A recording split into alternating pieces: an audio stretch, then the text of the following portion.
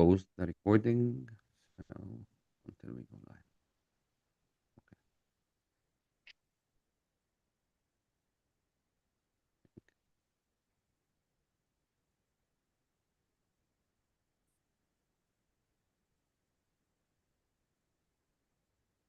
We are live now. I think I need to mute YouTube.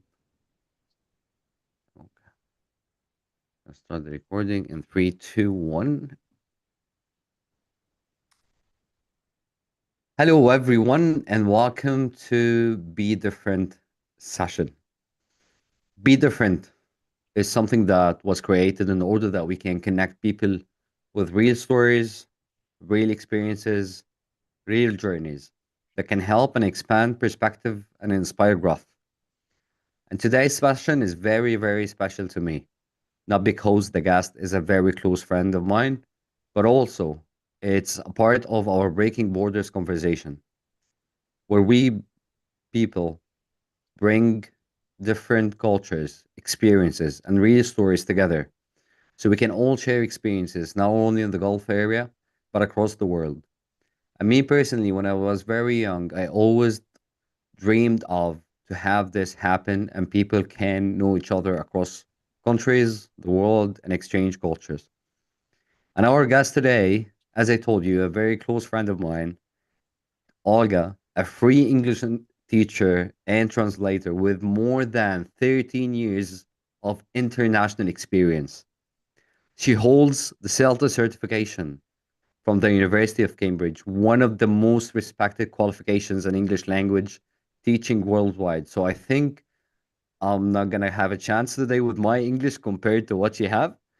She's also certified in Euro language coach, working with advanced methods that connects language learning with how the brain process information.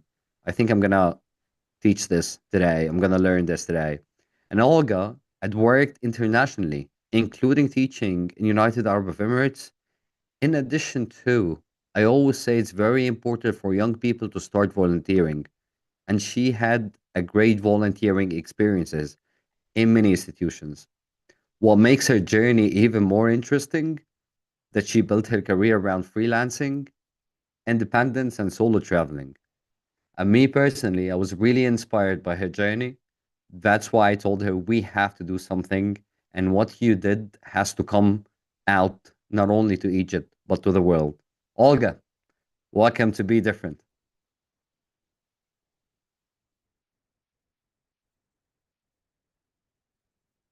Internet always happens. I really wish that one day I would do a session and there's not going to be an internet connection. Always have the same thing.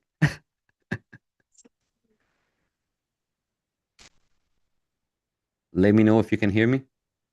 Yes, I can. Perfect. So now everyone watching this, if you're watching on YouTube, don't forget to subscribe to our channel. And now let's welcome Olga. Welcome.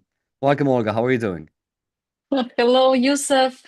Nice to see you. Thank you for inviting me to this, I don't know, podcast, to this interview. I'm good. I'm good. I'm doing great. Now in Brazil. Amazing, Hello from amazing. So you're in Brazil. Brazil now. All right, that's amazing, Yes. amazing. So before we start, Olga, and dive deep into your story, that I'm sure many young people would be interested to hear. Let's start with a quick warm-up game. So I'm gonna be asking you questions. I'll give you two options, and you choose one quickly. All right? Okay. Cool. Green or black? Black Okay. Mountains or beach? mountains. Backpack or suits it? Backpack. Planning your trip or a spontaneous travel? Planning my trip. Airbnb or hostels? Hostels. Street food or restaurant? Street food. Sunrise or night city? Night city. Amazing. Now let's talk about your journey. So let's start with, let's go back at the beginning, at very, very beginning. What made you decide to start traveling solo? If there were any specific moment or turning point that you're like, I want to go solo now. Let's see how it goes. Yeah, actually, I remember myself sitting and working in my co-working in Moscow. And that was like I was in Moscow for like a long period of time, almost like a year. And I'm sitting, and then I just realized that like why I cannot go just by myself? Why should I wait for someone to join me? Because it's very difficult to plan with people, to wait for them, I don't know, to plan with them, to organize everything. So at some point, I was just like, yes, I'm going. And my first destination with solo trip was Egypt, actually, Dahab. That's where I went. Oh, all right. And what made you choose Yes. specifically Dahab? Like, what's really interesting about Hmm. it there? Because I'm very passionate about free diving and scuba diving, and Hmm. I had always heard amazing things about the Red Sea, Hmm. especially Daha place. Oh. So I think I didn't even think for a long time. I was like, okay, I need to make my dream come true. I need to see Dahab, to see Hmm. this wonderful place, and go explore the sea. It's such an Yeah. amazing place, and we would definitely get back to the point of Dahab. But me personally, people who know me personally, they know that always like to travel solo. And I don't like the group travels and stuff. So I personally tried that. But before I tried it, I had a fear of trying it. Am I going to get along with people? Am I going to be able to sit with the right people or not? Especially that I care about the surroundings about me. So choosing the surroundings makes a difference. And here I'm going to ask you, and I'm sure that many youth people have the same question. What was your biggest fear you had before your first solo trip? You told us now that your first solo trip was Dahab. So do you remember your fears? What were they? Yeah, like you said, just being afraid of being alone and being lonely in a negative way, and not being able to survive, to manage, to overcome all these difficulties and challenges that you have when you travel alone because you have no support. You really Mm-hmm. have to always pull yourself together in many stressful situations and Mm-hmm. just somehow manage and go Mm-hmm. speak to people, not being afraid of that.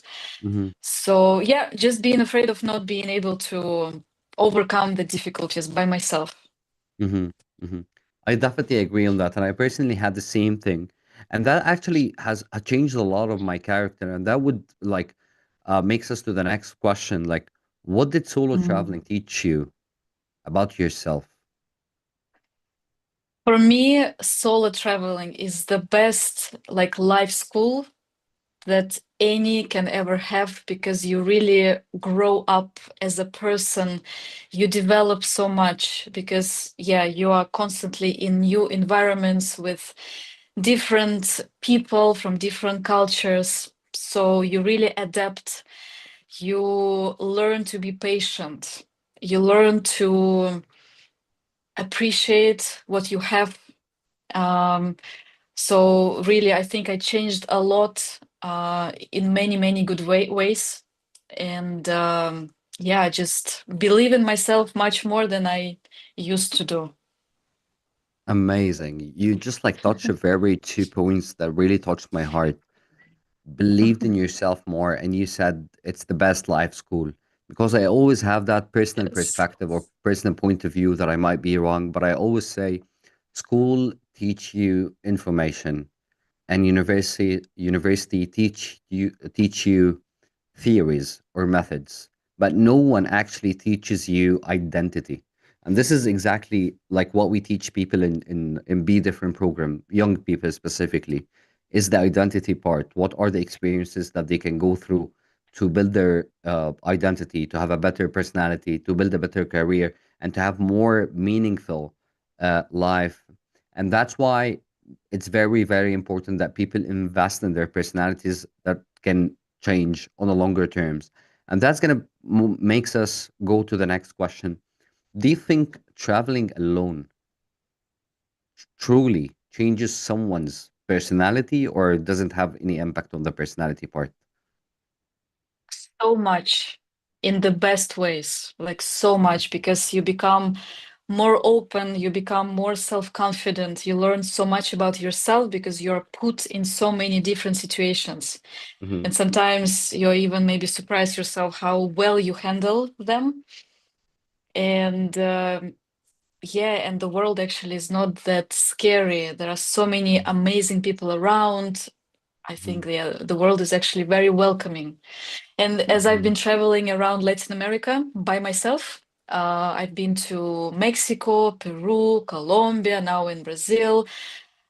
Yeah, if you are careful, the world is so beautiful. It's amazing, and the mhm, people are so kind and also wonderful. mhm. Oh, that's really nice. And now I'm actually putting myself in the shoe of a young lady now watching us.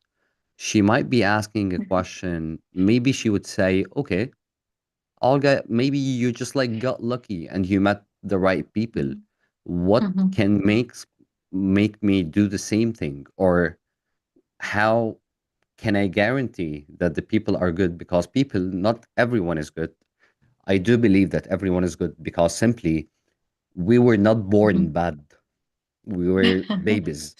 And if someone turned to be a good on a longer terms, so he or she maintained the goodness that we were born with, or if someone turned bad, he or she have let the bad experiences change their personality. So I think it's very, very important that we keep on remembering that we were not born bad. But back to the question, how can I make sure that when I'm out solo, that I take care of myself? Like, if you can take us through, how do you do that? It's a very good question. Yes. I think the first thing that you do, you maybe research as well about the place you're going to. Just like read about it. You can ask Mhm, ChatGPT, can give you some advice. But these are just advice. Like you don't go alone when it's late. Can you hear me? I'm just checking. The yes, connection. yes, Yes. yes, yes, You yes. don't go alone when it's dark. Yeah, I don't know. You Mhm, maybe if you're in a hostel, you always maybe move with the group. Like in Colombia, uh, mhm, we were like always in a group from the hostel because the mhm, guys said that yeah, you should be like together. mhm. So always take precautions. Um, and I don't know, but maybe with time, with years, you learn how to identify and see if these people, like if you can trust these people or not, and Mhm, just being attentive, I think, being attentive. In my mhm. experience, touch wood, I've never had any bad experiences. Nothing Okay. dangerous ever happened to me. So, but I've always been very careful. Like I don't talk to everyone. Like I just always kind of scan the surroundings, also, I think. Yes. Very nice. So being attentive, research Hmm. about the place before you go to, and don't go out Yes. at late times. Yes, when you travel alone, you're never alone. Yeah, you go to Mhm. hostels, you meet so many people, and yeah, I usually have like good experience. So if there are like many people, then you are strong, and yeah, you can easily avoid bad situations. Yeah. Perfectly structured. Thank you for that, Olga. And speaking of loneliness, and you said alone being alone, and that would take us to the next section of this session today, which is being alone. People always say, like in university, you're surrounded with your colleagues, with professors, with doctors.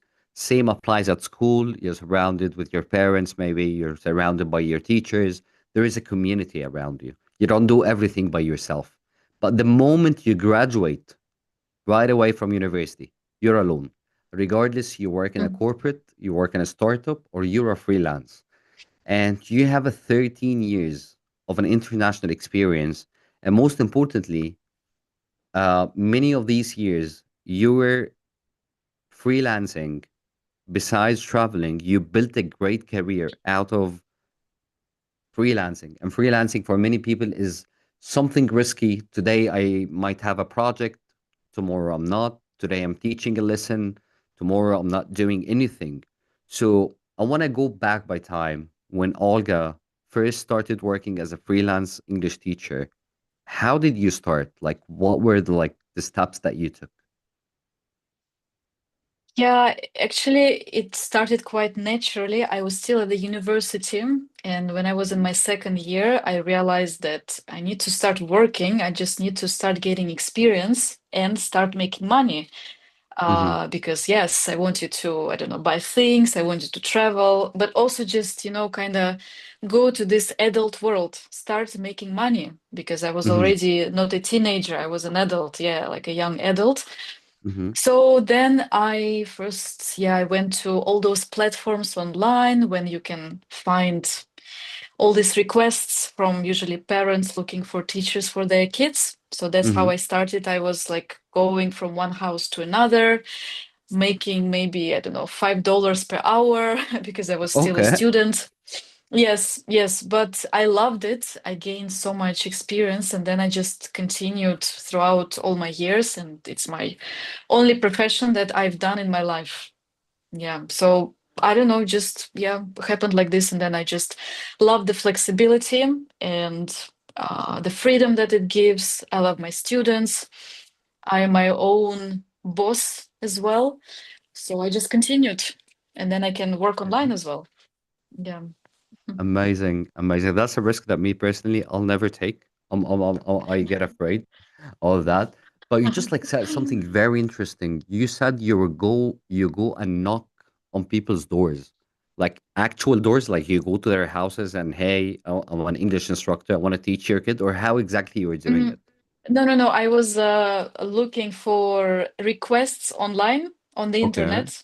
Like, okay, hello, I'm looking for a teacher for my daughter. mm, Like which days, what time, okay, how much, where they're located. I was traveling a lot around Moscow, and it okay, usually took me like 1 hour to get to one place, then 1 hour to get to another place. Like I lost a lot of time just on traveling in okay. between. But yeah, so I just found the requests. I like talked to them on the phone, and then if they said, okay, you can maybe work with us, Hmm. then I was like just going physically from house to house in different locations all around Okay. Moscow.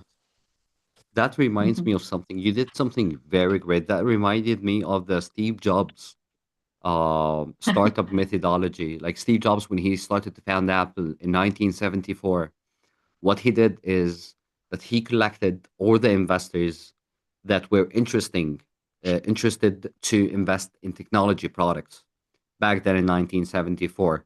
And then he Mhm. wrote all the numbers on a paper. And then he took his home phone and then, hey, I'm Steve Jobs, CEO of Apple. There was no Apple, it wasn't Garage. And I know that you're interested to invest in a product. So he definitely got lots of rejections at the beginning. And by the end, we all know Apple now. We all have its phones and laptops and their products. But how do you remember by any chance how many rejections have you received, or it never happened, or how did you feel when someone told you Of no, thank you? course. Of course, sometimes people would say yes and then they disappear, or for some reason they just say, oh, we found someone else. Of course. And there are still rejections, even now, Mhm, of course, because it doesn't mean you are a bad specialist or, I don't know, they don't like you. They may be. Like there are so many people and different energies, so sometimes you just don't match, and it's okay. Even if mhm, maybe they like you, maybe there are some circumstances.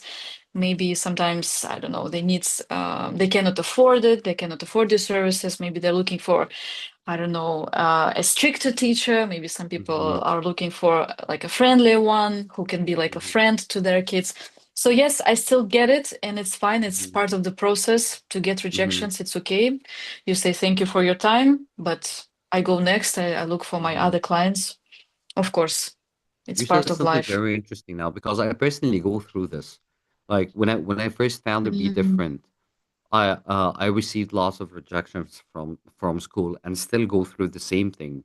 But the only thing that I'm not able to change is that demotivation and the feeling of being rejected. I feel like, as you said, being rejected doesn't determine that you're a bad person or a bad specialist. It means that this person is not interested anymore. And this is a very, very, very good mental model that people should start thinking of. And me personally. But I remember 6 months ago, someone told me, "Hey, we're interested to have be different program in our school." And I got really excited, and then I went and prepared the presentation, and I almost stayed for 3 hours just doing a presentation on my laptop so I can send it in 30 Mhm. seconds through the email. And after I sent it, nothing has happened. And then I started to have that self-doubt moments of, should I stop?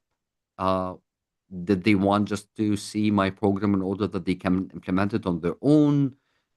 How do you manage to keep on not being demotivated, especially that you always travel the world and you travel solo?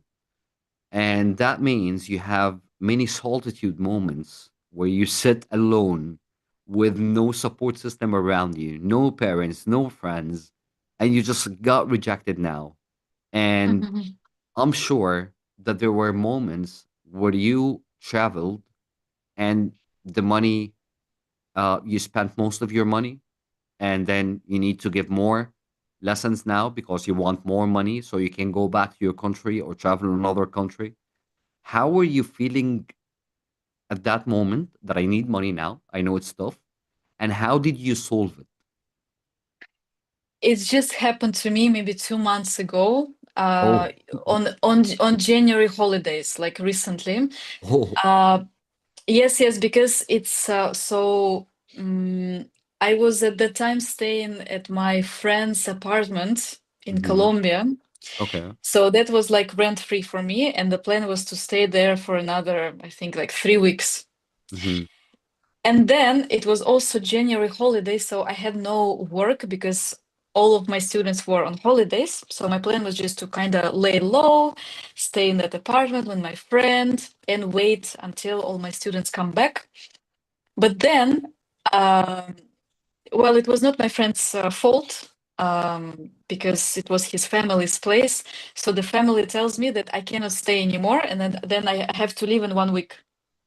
oh, Yeah, so it's not about being scared to go alone, but I was just like financially a bit scared because yes, I had no classes during that time and I didn't have many savings as well. mm, So yeah, at first I was a bit nervous, but I knew like the rest of my students, I mean all of them were coming back with time. And also, I think one client also declined. They didn't want to continue. So that would hmm, be less money, would have been less money. But then, yeah, I was just maybe a bit nervous for like a couple of days. But then I was like, okay, I need to find a new client. So I went and I found a new client on all those platforms and through my friends as well. So you just, yeah, you just act on it, you know? hmm, You just need to do something about it. Yeah, there hmm, is no time to, I don't know, feel sorry for yourself. You just like, okay, get rejected. They don't need me. hmm. It's okay. I find someone else. That's very interesting. And I really thank you that you shared this because I think it's some people think, and I used to as well, that whenever that I go through a bad time or a rejection or a demotivation, regardless, maybe at work, maybe at be different in a relationship or whatever, I always had that thought that I need to solve everything immediately. And that creates even more stress on Oh, me because I'm yes. not able Oh, to do it. yes. Absolutely. But I Mhm. realized that what you said is 100% right. And me personally, I tried what you said, which is it's fine. Okay, so now I'm feeling bad. I'm going to feel bad. I'm going to feel stressed for the next few days. Okay, so I spent now 2 or 3 days stressed, bad. I'm not in the mood. I don't want to talk to anyone. Here is the fourth day. I need to move forward and I need to take an action. And True. here I'm gonna ask you the next question is what was the action? So now let's imagine the situation. Olga, after 3 days of stress, bad moments, and you said, okay, I need to do something now. What were the steps practically that you did? Like, did you start going online again, seeing who's looking for an English instructor now online? Did you start to connect one of your old clients? What exactly did you take if you remember the practical steps? Yes, of course, I put like a notice, kind of like created stories on on my WhatsApp, on the Hmm, Russian version of WhatsApp that is called Telegram. Okay. Also, like in Russia, we use it a lot. Uh-huh. And on Instagram as well, I also told my current students and their parents that I'm looking for someone. And I also said, if you find someone for me, a client, Mm-hmm. like a new Mm-hmm. client, I give you like a free lesson, or I Mm-hmm. give you like, even like I told my kids, Oh. my students who are kids, I said, I will Uh-huh. send you, I don't know, 20 euros if Mm-hmm. someone comes from your site, if you Wow. find maybe Oh. someone. So a lot of them were motivated, and it worked before. This time it Uh-huh. didn't work. I just found someone I didn't know through Telegram, because in Okay. Telegram we have a lot of chats, and there are chats for teachers, Mm-hmm. and there are some specific chats where people look for teachers. Mm-hmm. Mm-hmm. So I just, yeah, I was replying to many requests. I think I maybe replied to, let's say, 15 requests. I was like, hello, my name Wow. is Olga. So you're looking for a teacher. I can, work with you. Told them about my background and everything. And Uh-huh. only I got only one approval, one client out of this. But I was really like messaging and sending my Mm-hmm. information. You need to tell the world about yourself. 100%, 100%. Yes. And I think this is what we call resilience. And you need to have resilience, and you need to be persistent in what you do. But most importantly, I think you got that one client and you got out of that situation that you told us because you believed in yourself, you believe that you are skilled enough, that you can help people. That's why it helped you to stay persistent and resilient. And me personally, I'm really Yeah. inspired by how you are, because maybe I didn't tell you this in person before, or I told you. Um, there were a time in the hub. Maybe I told you this, but I think I'm gonna tell everyone about it now. So, people, there was a time when we met in the hub, and I used to not to have anything added on my calendar. I just like go to work, do my to-do list in the first 15 minutes, and then I start to see what I would do. And then there was a day that Olga was in her phone and then had the calendar of everything that she has when it comes to whether lessons she's gonna teach, or scuba diving or whatever. And then when I looked at the calendar, I was like, "Oh, I'm a really messy guy. I need to figure out something." And honestly, when I tried this, there's a lot of things has been changed in my life, even having better time management and better mindset. And speaking of mindset, I'm gonna ask you here a question: what mindset shift that helped you build this lifestyle? Because, of course, Olga mindset before doing solo traveling and doing solo jobs, which is freelancing, was completely different than the current Olga now. So now let's imagine that the 15-year-old Olga is with us now in this uh, session, and you can see her. What would you tell her that the most thing that you're proud of? Yeah, I would tell her maybe, like they say, those who fail, they at least tried.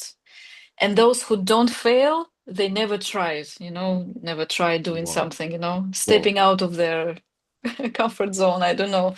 So I would just tell her that nothing is perfect, and there are always challenges anywhere in all aspects of our lives. Yes, especially in our career, in the job. But just if she looks around, and there are so many people even more successful than she is, so she can do it because other people can do it. Maybe she will be less successful, maybe she will be a bit more successful than the rest, but you never know until you try. And I also had a lot of difficulties, and it was not easy. And sometimes, yes, I had no clients, I didn't know how to promote myself. Now I have a site, I run my Instagram page. I have like a network of clients as well who recommend me. Just like yesterday, I got a new client as well because someone recommended me. So it just takes resilience, time, and I think dedication and discipline as well. You need to be mhm. consistent. And you lost one client, okay, I go to look for another one. So I guess just go and do it. you know? Amazing. Amazing. Those who fail actually try. That's a very, very deep uh, thought. And when I remember, because I used to think of failing as something embarrassing. That when every time that I fail, and I'm not gonna lie, so honestly, it happens a lot now. Like when I fail, I feel bad, whether about what I did, whether about me, and sometimes I would ask myself what people would say about me. Especially some people say, "Oh, how did Yusuf did that mistake?" Because and that takes us to the part of that we put the standard for ourselves. It's very, very important that every time that we fail, we need not to think about what people say about us, but rather we need to be vocal and say, that's a mistake that we did. Yes, we failed, but let's see the root cause. Why did we reach to this stage?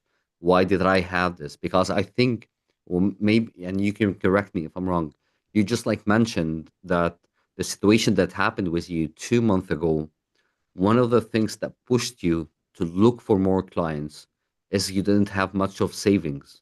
So I think after Mm, this happened, you started to save now just in case anything that happened, or you started to think of, oh, I need to save money for the next time. So I think that every time that we fail, there is a lesson. If we really stop focusing on what people would say, stop focusing on the failure, stop focusing on the mistake, and rather shift our mindset to what exactly this is trying to teach me, then you're good to go now. And you're able, as you said, Olga, to do the next step. So, and yeah. you actually gave us few advices. You need to stay resilient, you need to stay persistent, and you need to start doing an action. So I think everyone now listening to this, please go for the three steps that she said. Me personally, I can do the first two things, resilience and persistence. Sometimes I do things, sometimes I don't. It's completely fine. I'm human, you're human. It's normal to make mistakes.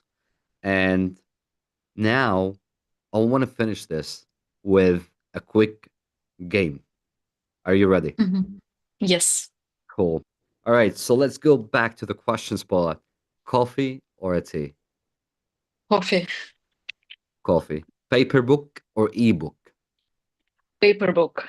100%. All right, and that's going to be an interesting question now. Learning a language or learning a skill? Oof.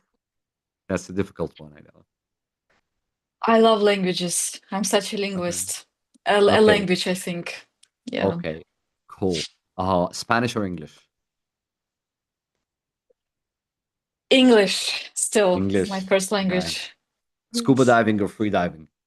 Oh no, I cannot answer this question.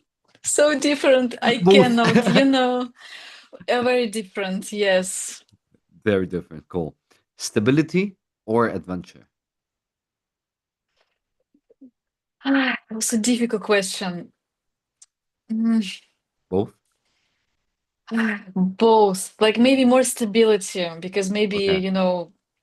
getting older and everything, but still without adventure, it's too boring. Okay. Yes. 100%. 100%. Planning or improvising? Planning, I think. Singing or dancing? Thinking. Oh, cool. Freelancing or traditional job? Freelancing. Oh, a window seat in the plane or an aisle seat? Window seat to enjoy. 100% the view. All right. And the last one, sunrise or sunset? Sunset. One word that describes Olga's life philosophy. Wow. My life philosophy, not even my job philosophy. I think gratitude. Whatever comes, sometimes like I was in this difficult situation in Colombia. I Hmm. thought it was difficult. I was so upset, but then I had to move out. I went to this Hmm. amazing hostel. I saw another city. I made so many new friends. I was so happy. It was Hmm. the it was for the better. You know, it was for the best what happened. So gratitude, whatever comes your way. Amazing. Yes. 100%, 100%. And now, the last thing. I know that we were speaking with 15-year-old Olga, but now if baby Olga, the pure one, just like Olga just got born now, and you're looking at her, what would you tell her about your life in one word? Oof. I think freedom, Freedom. because I'm free. I'm very free. Yes. That's amazing. Olga, thank you very much for sharing your story and experience with us today. Conversations like this always reminds me that there are paths in life that sometimes are more interesting to take. It's very important that we always need to take risk. Some risks gonna be calculated, some are not. We eventually, sooner or later, if you didn't fail today, you're failing tomorrow. If you failed today, doesn't mean that you're gonna fail tomorrow. Someone perception about you doesn't define your journey. You're destined for something to do it. And stepping out of the comfort zone is the best thing that you can do. But as you said, you need to research, you need to think about it. And if we now, as Steve Jobs said, connecting the dots backward, if we connect the dots backward now, we would say the most common thing between the solo traveling, freelancing, and the mindset that you had in common, Olga, is that you always research before you go. You research for the parents that needs to teach their kids English. You research for the place that you're traveling to in order that you can be more attentive and you know exactly what to do. You research about how the mind operates, which you learned and you got certified at the neuro language, so you can teach your kids and that learn English with you in a way that their brain would be able to do it. And I would say now to everyone watching this, it's very, very important that you always have the courage to think different, act different, and be different. And I'm always going to say yes, Steve Jobs, because he's my role model. He once said, the people who are crazy enough to think they can change the world are actually the ones who do. And today, Olga told us that we need to do something. So, whatever you are right now, whatever you're watching this, regardless the country that you're at, always believe that you're destined to do something and you're unique. All you need to do, think different, act different, and be different. Thank you, Olga. Thank you, Yusuf. Thank you so much. It was a pleasure. This is mine.